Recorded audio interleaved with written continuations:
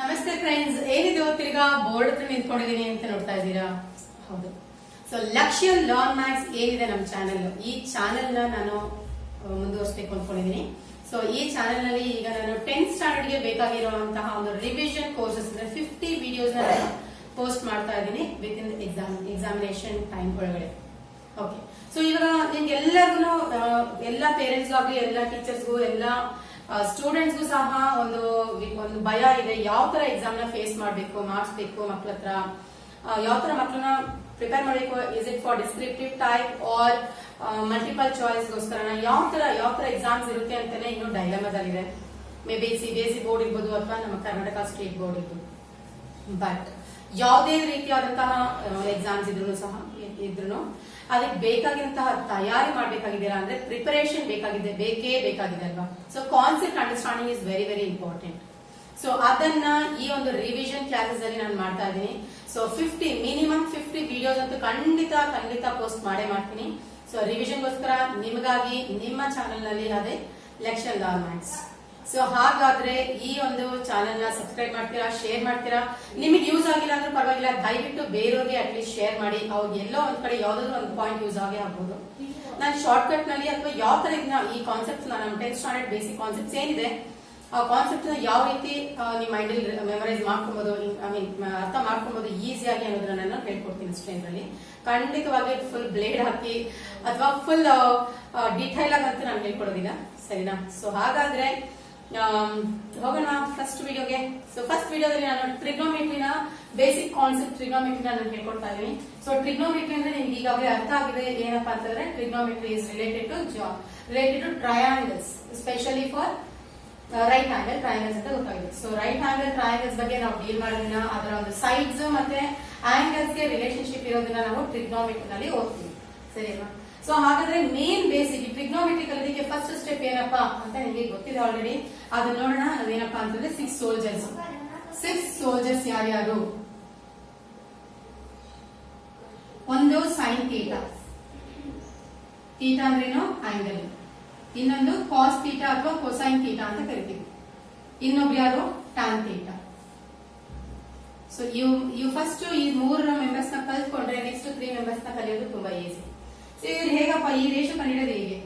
So ಈಗಾಗಲೇ ನಾನು ಹೇಳಿದೆ ಟ್ರಿಗ್ನೋಮೆಟ್ರಿನಲ್ಲಿ ನಾವು ಟ್ರಯಾಂಗಲ್ ನ ನಾವು ಬೇಸ್ ಮಾಡಿ ಸಮ್ಸ್ ಗಳನ್ನ ಸಾಲ್ವ್ ಮಾಡ್ತೀವಿ. ಸೊ ಟ್ರಯಾಂಗಲ್ ಯಾವ್ದಾಗಿರುತ್ತೆ ಇದರಲ್ಲಿ? ಇಲ್ಲಿ ರೈಟ್ ಆಂಗಲ್ ಟ್ರಯಾಂಗಲ್ ಆಗಿದೆ. ಸೊ ಒಂದ್ ಆಂಗಲ್ ಖಂಡಿತ 90 ಡಿಗ್ರಿ ಇರಬೇಕು. ಇನ್ನೆರಡು ಆಂಗಲ್ ನಮ್ಗೆ ಏನ್ ಗೊತ್ತಿದೆ, ಓಕೆ. ಸೊ ಆ ಆಂಗಲ್ ನಾವು ಥೀಟಾ ಅಂತ ಕರಿತೀವಿ. ಇದು ಥೀಟಾ ಆಯ್ತು ಅಂದ್ರೆ ಇನ್ನೊಂದು 90 ಮೈನಸ್ ಥೀಟಾ ಇರುತ್ತೆ, ಸರಿನಾ? ಅಥವಾ ಇದು ಥೀಟಾ ಆಯ್ತು ಅಂತಂದ್ರೆ ಇದು 90 ಮೈನಸ್ ಥೀಟಾ. ಯಾಕಪ್ಪ ಅಂತಂದ್ರೆ ಇದು 3 ಆಂಗಲ್ ಸೇರಿ 180 ಡಿಗ್ರಿ ಇರ್ಬೇಕು. ಸರಿ, ಈಗ ಸೈನ್ ಥೀಟಾ ಅಂದ್ರೆ ಏನು ನೋಡೋಣ. ಸೈನ್ ಥೀಟಾ ಅಂತಂದ್ರೆ ಈ ಥೀಟಾಗೆ ಯಾವ್ದು ಆಪೋಸಿಟ್ ಆಗಿದೆ.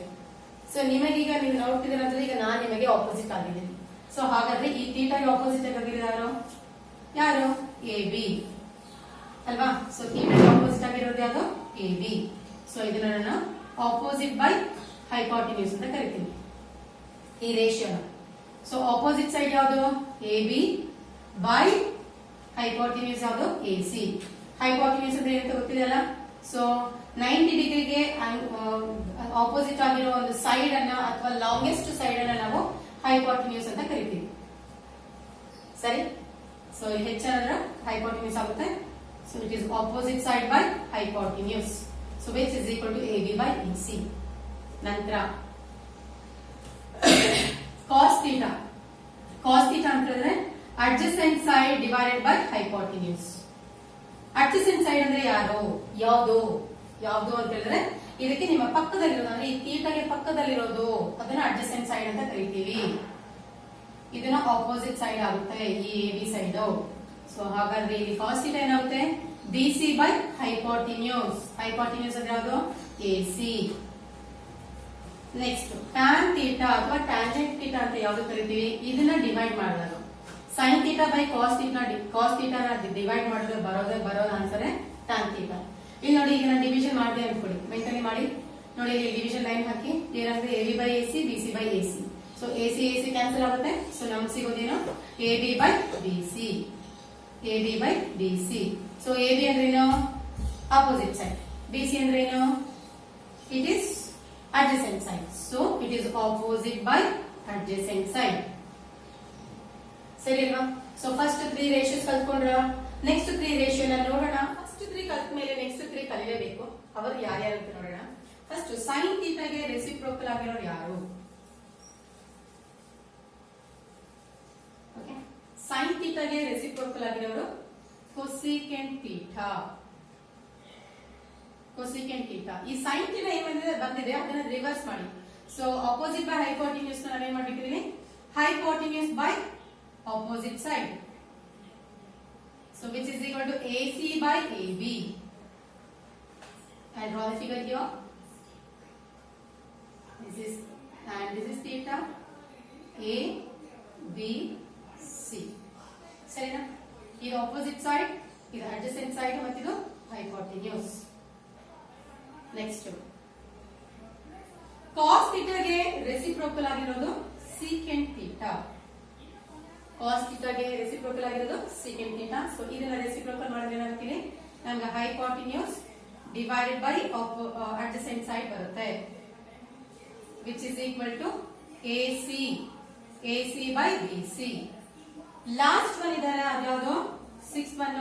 tan theta ಗೆ ಆಪೋಸಿಟ್ ಆಗಿರೋದು cotangent theta ಅಥವಾ cotangent theta. Cotangent theta, that is called as cot theta, which is equal to adjacent side by opposite side equals to BC by AB.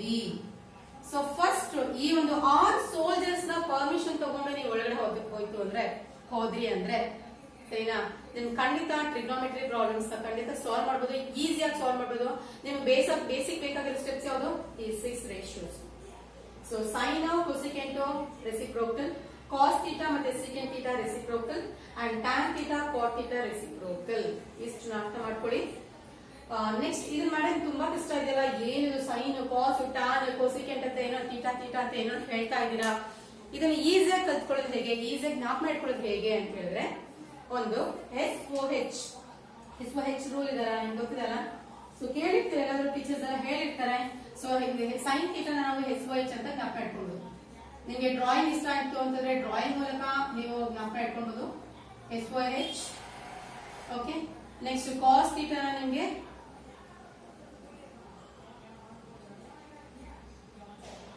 ಈ ತರ A/H ಆಗ್ಬೇಕಿದೆ. Okay, C ಹೇಗೆ ಹೆಚ್ಚಾಗುತ್ತೀವಿ? tan theta, so T A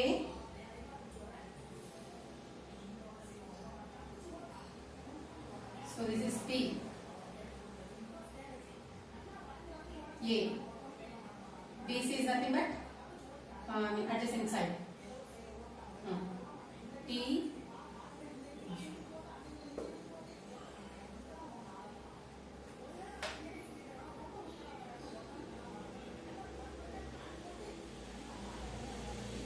it is opposite side by adjacent side. So T ಅಂದ್ರೆ tan theta, opposite side by adjacent side. So ಈ ತರ ನೀವು ನಿಮ್ಗೆ ಯಾವ್ದು ಇಷ್ಟ ಆಗುತ್ತೆ ಆ ತರ ಒಂದು ಡ್ರಾಯಿಂಗ್ಸ್ ಮೂಲಕ ನೀವು ಇದನ್ನ ಜ್ಞಾಪಕ ಇಟ್ಕೊಬಹುದು. ಸೊ ಇದು ಇದಲ್ಲದೆ ಒಂದು ಇನ್ನೊಂದು ವರ್ಡ್ ಇದೆ, ಆ ವರ್ಡ್ ನೀವು ಜ್ಞಾಪಕ ಇಟ್ಕೊಂಡ್ರೆ ಖಂಡಿತ ಈ ಸೋಲ್ಜರ್ಸ್ ನ ನೀವು ಜ್ಞಾಪಕ ಇಟ್ಕೊಬಹುದು. ಸರಿ ಫ್ರೆಂಡ್ಸ್, ಈಗ ಇದನ್ನೆಲ್ಲ ಕಲ್ತಾಯ್ತಲ್ವಾ? ಈಗ ಎಲ್ಲ 6 ರೇಷಿಯೋಸ್ ಕಲ್ತಾಯ್ತು.